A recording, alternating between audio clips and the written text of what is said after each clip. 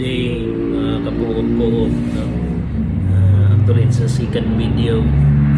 Then, na-erase yung unang ginawa kong video. But this video is about how to increase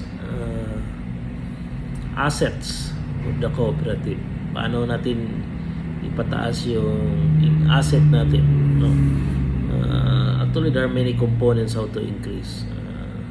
Una, yung income. Number 2, yung share capital contribution. Number 3, yung paano technique or tulad ng reloans or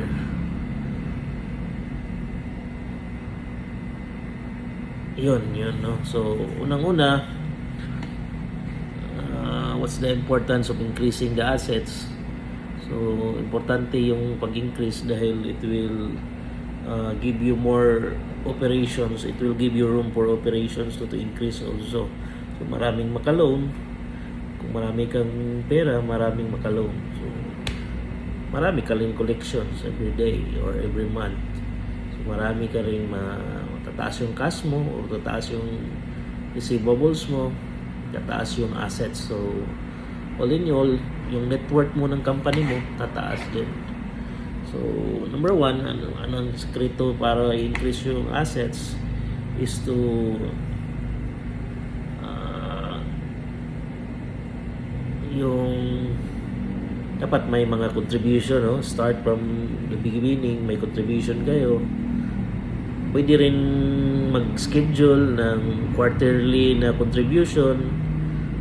Like, for example, 5,000 yung start nyo. Tapos quarterly, magdagdag kayo ng 5,000. So, imagine nyo pag 2 years, ilan na yan?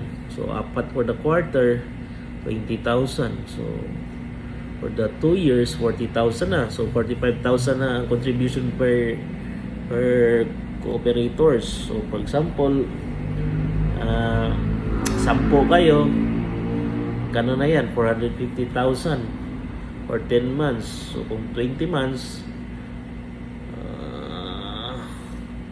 kung 20 months, so 900,000. Sa 10 pa lang yun, no? So 24 months, magkano na? 20,000, 900,000. So, for 4 months times 45 million na, no? Million na in 1 year, in 24 months. So, sa 10 pa lang yun. So, if you have a cooperators of 20 or 30, so times 3 yan in 2 years. So, almost 3 million na in 3 years. So, yun. Yun ang isa para paano ilalaki yung share capital or assets ng co-op through share capital contribution. Mayroon ding income. For example, times 2 lang yung loan mo sa yung, for example, magkano ang share capital mo, times 2 lang ang loan. So, dalaki ang interest ng co-op nun, no? Ang interest ng co-op is for the 100%, pero 50% lang yung contribution mo. May contribution ka pa pero magbabayad ka ng 100% sa loan. Pangalawa yon. Number 2, yung mga hindi nangangailangan ng pera ng operators, may mayaman man talaga sa grupo, pwede mong ipaloan yon.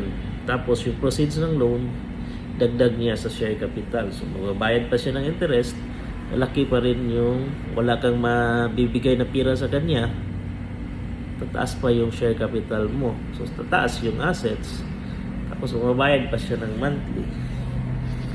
So yun, doble yun, dobleng paglaki ng capital mo yon, ng assets ng co-op.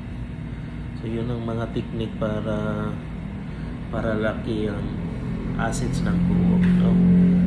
Number 1, yung ipaloan mo yung hindi nangangailangan ng pera, idagdag niya sa share capital. Tapos number 2, ipataas mo yung income ng co-op kasi hindi man siya makaloan kung walang equity niya. So kung makadagdag siya ng share capital, makaloan siya. So yun, lalaki yung assets mo dahil sa income. Dahil sa number 3, yung reloans. Mas malaki ang kita ng Coop kung may reloans. Tapos kung ang policy nyo, kailangan bayaran lahat bago maka-reloan. Or sa mo may kuan na maka-reloan ka lang kung, for example, 1 year maka-reloan ka kung half na. So 6 months. Pag makabayad ka ng 6 months, pwede ka na maka-reloan. Pero kailangan mo rin magdagdag ng share capital.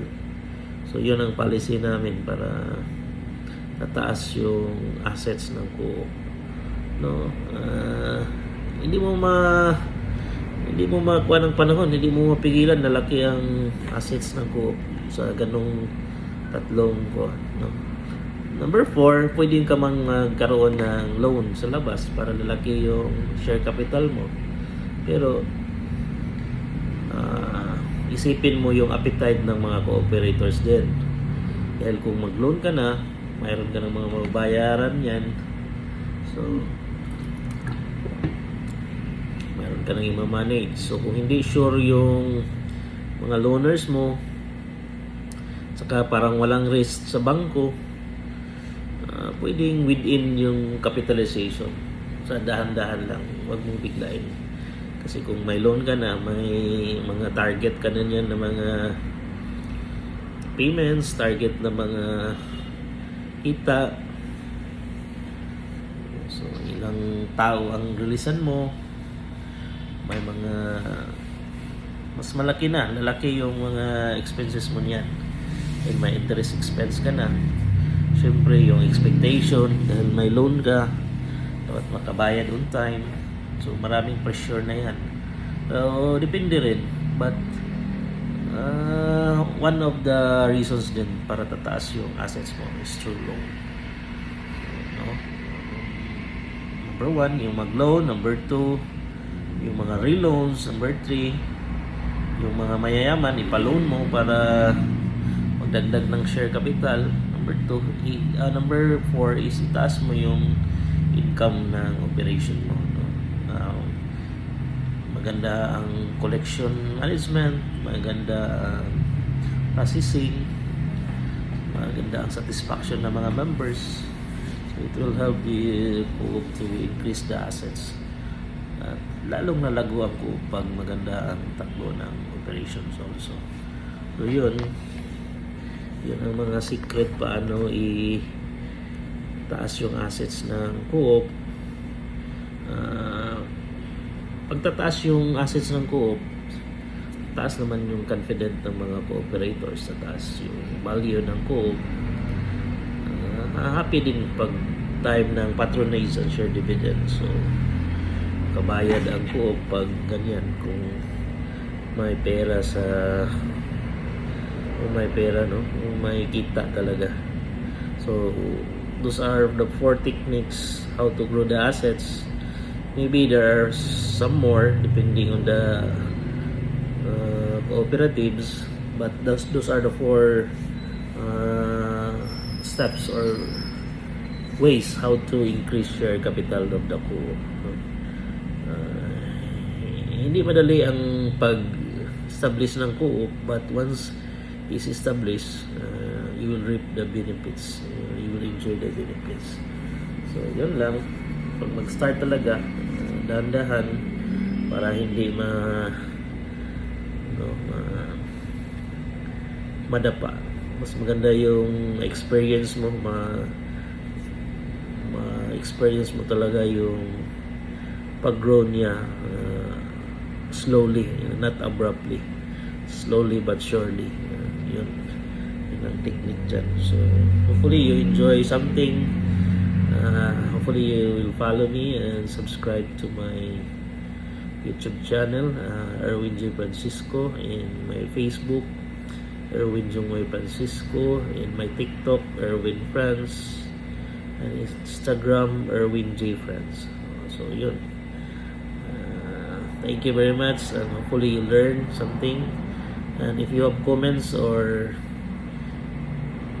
topic that we can discuss, you can give me comments so that we will topic it to the next series, yung episode na ko natin. So, I'm Erwin G. Francisco, an accountant, and real estate broker also, an appraiser. Now, I'm more on practicing accountant and also focusing on cooperatives. But yung hanap buhay ko doon sa talaga sa real estate. Hopefully makasave para happy naman. Thank you very much and have a good day everyone.